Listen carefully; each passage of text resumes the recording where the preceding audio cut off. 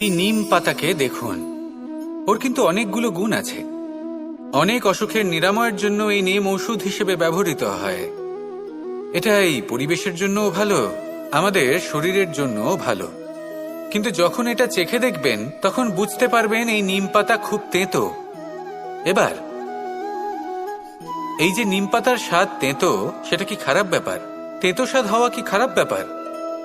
দেখুন, নিম পাতার স্বাদ তেঁতো, তাতে ওর কোনো দোষ নেই।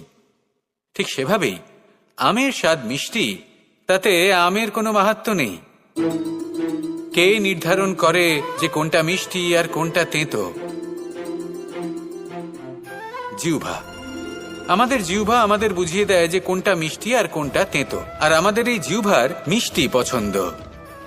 ঠিক সেভাবেই যদি আপনি নিমের মতো হন, আপনার মধ্যে অনেক ভালো গুণ আছে, আপনি জানেন, আপনি সৎকর্ম করতে চান আর করতেই থাকছেন, কিন্তু এমন